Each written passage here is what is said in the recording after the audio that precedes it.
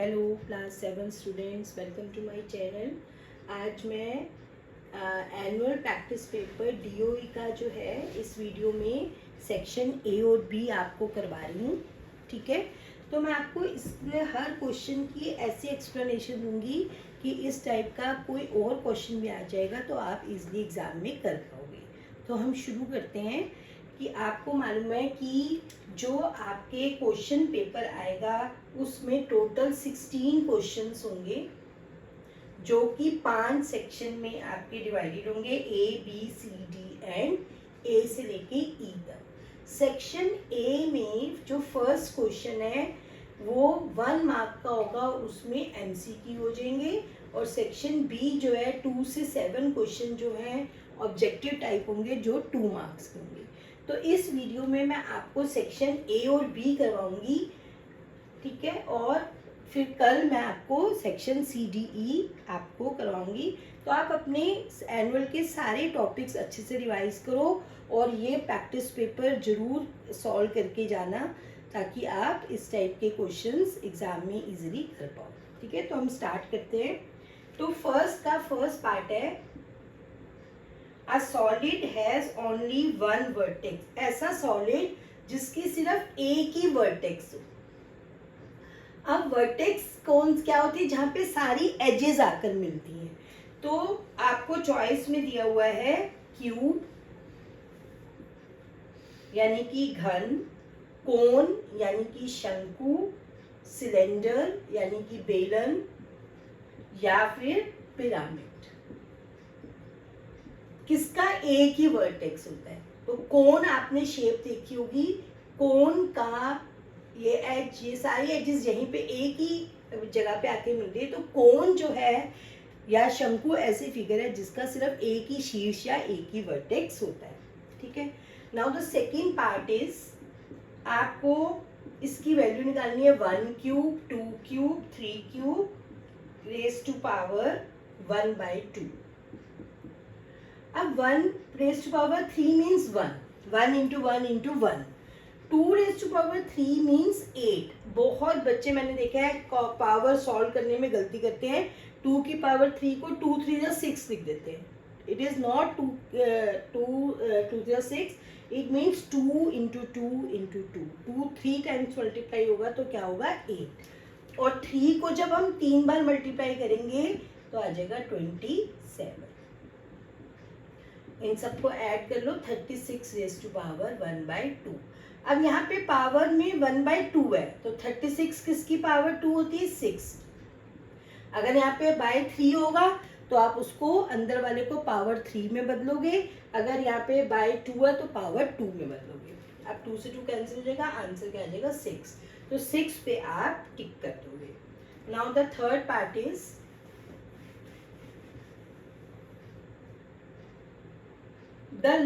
the side length of the top of a square table।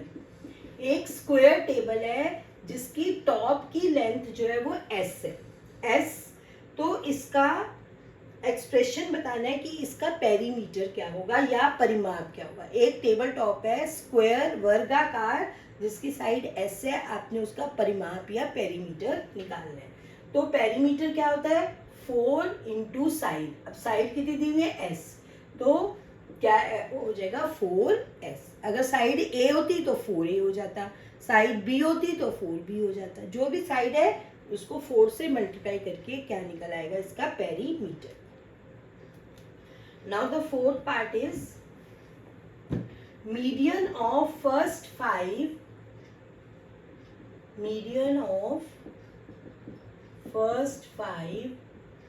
Natural numbers.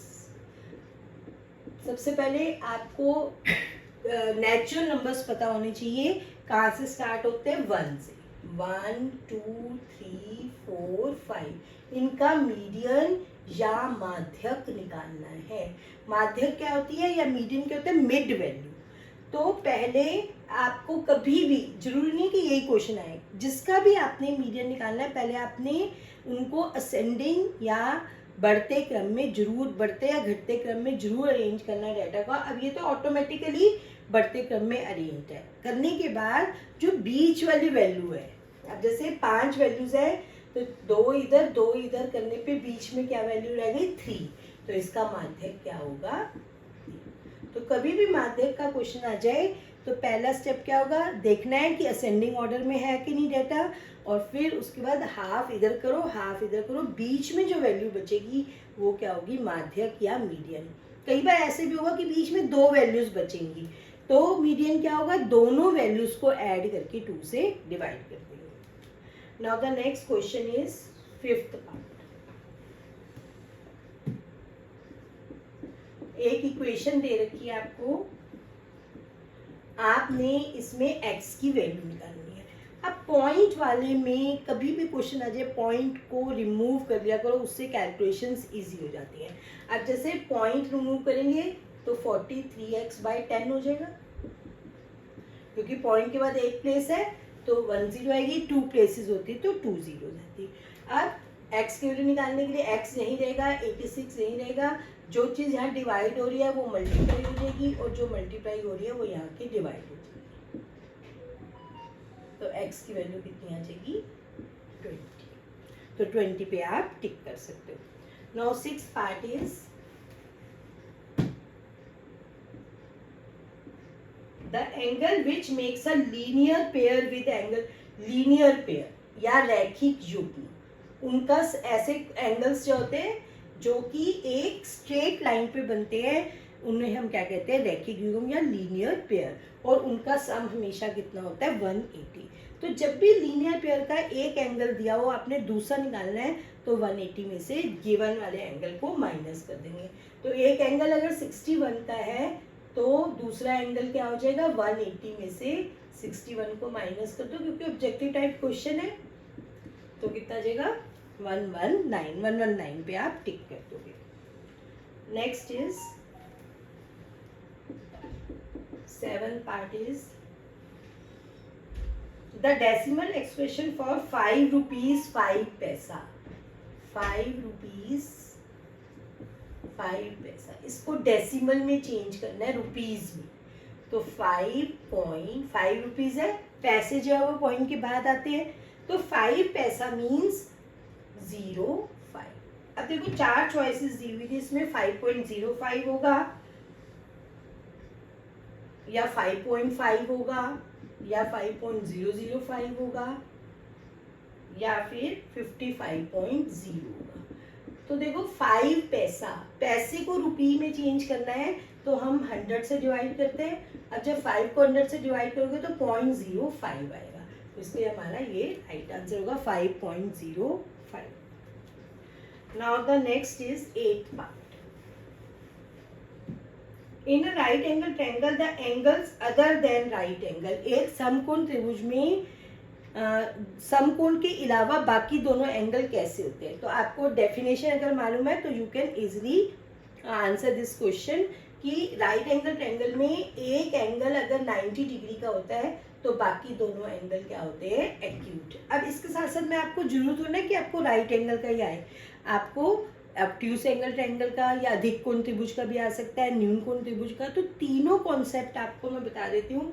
90 समकोण त्रिभुज में या राइट एंगल ट्रायंगल में एक 90 का होता है, बाकी दोनों एक्यूट होते हैं।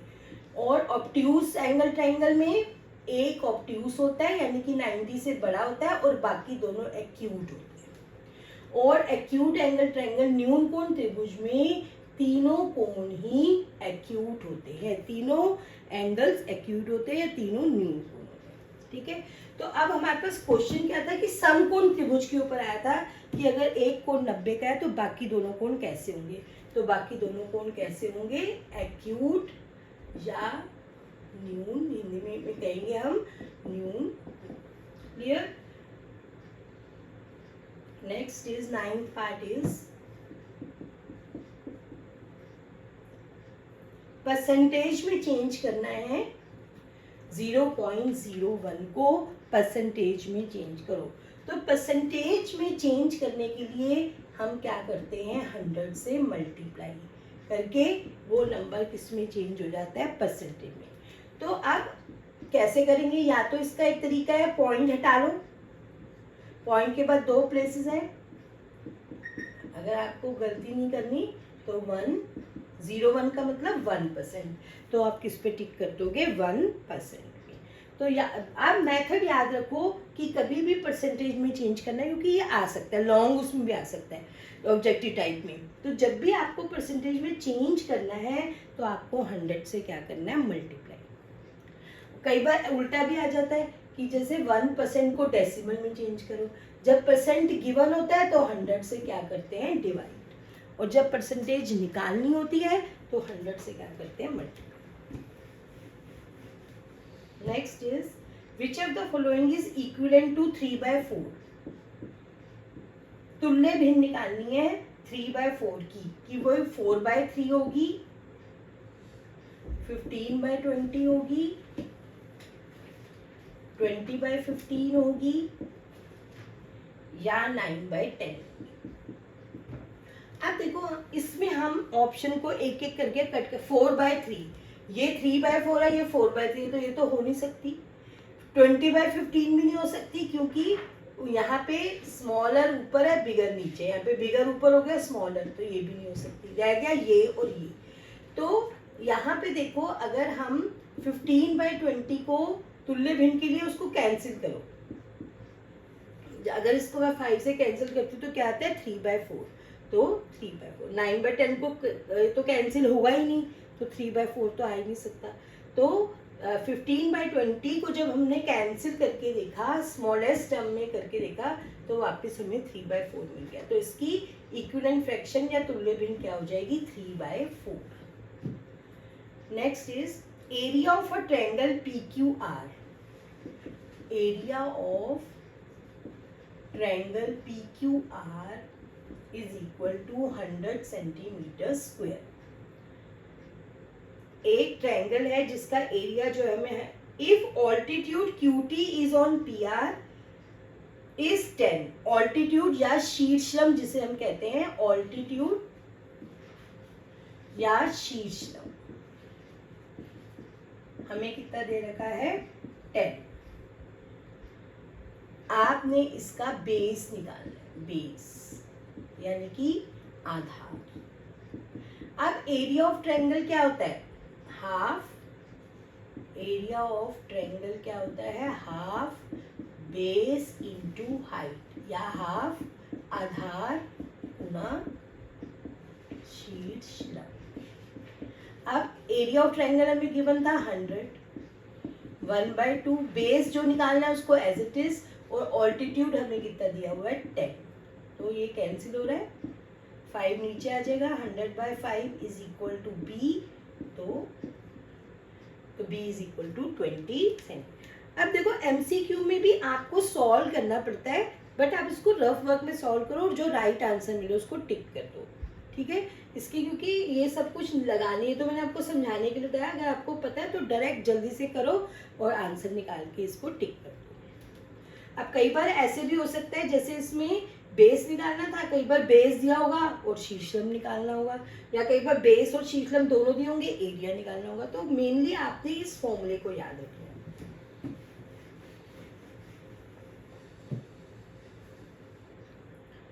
इसका लास्ट क्वेश्चन है 12th part. Which of the following pair of angles are supplementary.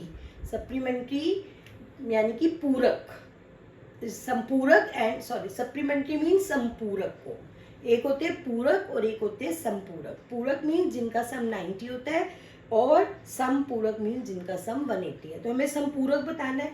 अब जैसे हमें 4 चॉइसेस दे रखी है, 48, 42, 60, 60, 75, 105, 179 एंड 2। तो इनमें से देख लो किसका सम 180 है, 75 और 105 का। तो ये पूरक कोण या संपूरक कोण या सप्लीमेंट्री एंगल्स, ठीक है। तो ये था आपका सेक्शन ए। मैंने आपको पूरी एक्सप्लेनेशन बता दी है। ऐसा कोई भी क्वेश्चन आएगा तो आप उसको एग्जाम में कर पाओगे। Now section B.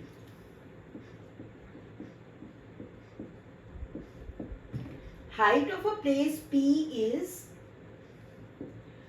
800 meter above sea level. समुद्र तल से एक पॉइंट P है जो समुद्र तल से 800 मीटर ऊपर है। तो जब पॉइंट P की जो दूरी होगी वो क्या होगी, ऊपर है तो प्लस का साइन, और एक और Q पॉइंट है जो कि 300 मीटर बिलो सी लेवल है, तो वो -3 बिलो सी लेवल है, तो उसका किसका साइन आ जाएगा, माइनस। अब क्वेश्चन क्या है, what is the difference between the level of these two places, इन दोनों प्लेसेस का डिफरेंस निकालना आपने। तो यानी कि 800 में से, बहुत ध्यान से करने वाला क्वेश्चन है, -300, इसमें से क्या माइनस करना है, -300, तो 800 प्लस 300 कितना हो जाएगा, 1100, correct. Now third question is,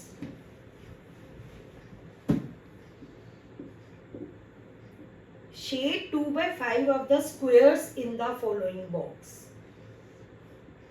एक बॉक्स है, उसका आपने 2/5 स्क्वायर्स शेड करने हैं। देखो ये है। अब ऐसा कोई भी और भी क्वेश्चन आ जाए तो मैं आपको कॉन्सेप्ट बता देती हूँ।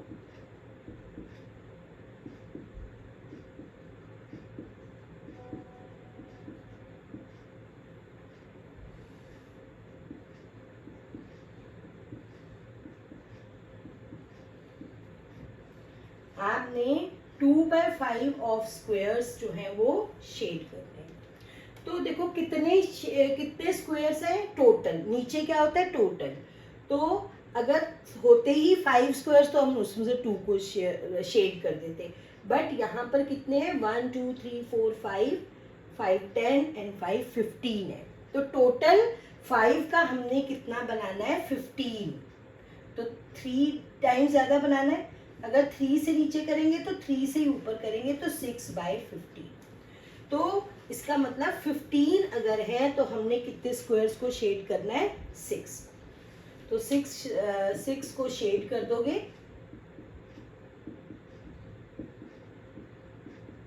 तो ये हो जाएगा 2/5। 2/5 मीन्स 5 में से 2, लेकिन यहाँ पे तो 15 थे, फिर बता रही हूँ मैं आपको, 15 थे, तो 5 के 15 कैसे बने, जब हमने इसको 3 से मल्टीप्लाई कर दिया, इसको 3 से किया तो ऊपर भी 3 से करना है, तो 6/15, तो यानी कि 15 होंगे तो हमें कितने को शेड करना है, 6। Fourth question, find the mean of first 10 even natural numbers. बहुत ध्यान से क्वेश्चन को पढ़ना है।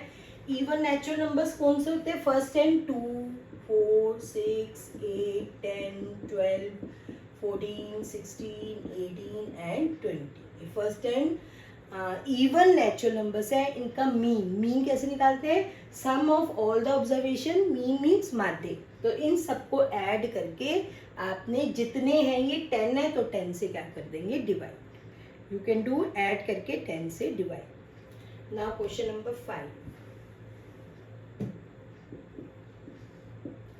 Solve 2q + 6 = 12। अब देखो मैं बहुत इजी तरीके से इसको बताती हूँ। 12 इक्वल के नीचे इक्वल लगा लो, q वाली टर्म्स इधर होनी चाहिए, विदाउट q वाली उधर होनी चाहिए, तो ये q वाली यहीं रहेगी, 12 भी यहीं रहेगा, 6 यहाँ आएगा तो वो साइन चेंज करके आएगा, +6 का -6, 2q = 6। अब q यहीं रहेगा, 6 यहाँ रहेगा, 2 नीचे आ जाएगा, तो q की वैल्यू क्या आ जाएगी, 3। Now question number 6। 6th is find the value of x in the following figure if L is parallel to M। L जो है वो M के पैरेलल है, line L is parallel to line M, ये दिया हुआ है 110 और ये दिया हुआ है x। इस क्वेश्चन को करने से पहले मैं आपको इसका भी कॉन्सेप्ट क्लियर कर दूं, क्योंकि जरूरी नहीं यही क्वेश्चन आएगा, आपको पूरे कॉन्सेप्ट क्लियर होने चाहिए कि जब दो लाइंस पैरेलल होती हैं तो 8 एंगल्स बनते हैं, 1 2 3 4 5 6 7 8। इनमें से कुछ तो होते हैं कॉरस्पॉन्डिंग एंगल के पेयर जो कि इक्वल होते हैं, 1 और 5 कॉरस्पॉन्डिंग या संगत है, 4 एंड 8 मैं लिख के बता देती हूँ। संगत कोण या कॉरस्पॉन्डिंग एंगल कौन से होते हैं? 1 एंड 5, 4 का 8, 3 एंड 7 और 2 एंड 6। ये तो होते हैं संगत कोणों के युग्म। एक होते हैं एकांतर, अंतः एकांतर कोण। अब अंदर की तरफ कौन से बन रहे हैं? 3, 4, 5, 6। बट एकांतर कौन से है या ऑल्टरनेट की कौन से हैं? 3 एंड 5, 4 एंड 6। ऐसे क्रॉस बनाते हैं। 3 का ऑल्टरनेट 5, 4 का ऑल्टरनेट 6। और एक होते हैं interior angles on same side of transversal. अब सेम साइड ऑफ ट्रांसवर्सल कौन से है? जैसे ये ट्रांसवर्सल है, सेम साइड पे अंदर की तरफ कौन से बन रहे हैं? 4 एंड 5 और इधर से 3 एंड 6। अब अगर ये दोनों लाइंस पैरेलल होंगी तो सारे कॉरस्पॉन्डिंग एंगल आपस में इक्वल होंगे, ऑल्टरनेट एंगल्स आपस में इक्वल होंगे, और जो इंटीरियर एंगल्स हैं सेम साइड ऑफ ट्रांसवर्सल उनका सम कितना होगा? 180। और उल्टा इसका कि अगर कॉरस्पॉन्डिंग एंगल इक्वल है या ऑल्टरनेट एंगल इक्वल है या इनका सम 180 है तो लाइंस आपस में क्या होंगी? पैरेलल। ठीक है। अब इसी कॉन्सेप्ट पे हम ये क्वेश्चन करेंगे। हमें ये गिवन है कि L और M पैरेलल है, हमें वैल्यू निकालनी है x। तो अब जो x निकालना है, या तो हमें इसका कॉरस्पॉन्डिंग एंगल मालूम हो या इसका ऑल्टरनेट एंगल मालूम हो, ठीक है, और या सेम साइड ऑफ ट्रांसवर्सल का मालूम हो, तभी हम इसकी वैल्यू निकाल सकते हैं। अब देखो जो हमें गिवन है 110, ये दोनों क्या बना रहे हैं? Linear pair. तो ये 110 का है तो ये कितने का हो जाएगा? 70 का, क्योंकि लीनियर पेयर का सम 180 होता है। तो 180 में से 110 माइनस करेंगे तो कितना हो जाएगा? 70। अब ये दोनों कैसे हैं? ऑल्टरनेट। अगर ये 70 का है तो x भी कितने का हो जाएगा? 70। कई बच्चे डायरेक्ट 110 लिखाते, नो, पहले आपने देखना कि इसका ऑल्टरनेट या तो हमें मालूम हो या हमें इसका कॉरस्पॉन्डिंग मालूम हो और या फिर इसका को इंटीरियर एंगल या सेम साइड ऑफ ट्रांसवर्सल वाला मालूम हो। इनमें से हमें कुछ भी मालूम नहीं था तो पहले हमने क्या किया? इसका ऑल्टरनेट देखा, ये है, हमें ये कैसे पता चलेगा?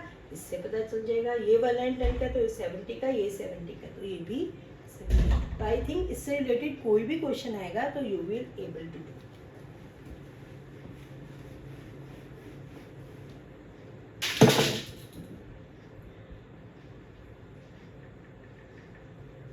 उसके बाद इसका इसी सेक्शन का जो लास्ट क्वेश्चन है 7, find angle x in the following figure. अब देखो ये भी बहुत इंपॉर्टेंट प्रॉपर्टी है, इसके ऊपर क्वेश्चन जरूर आता है एग्जाम में।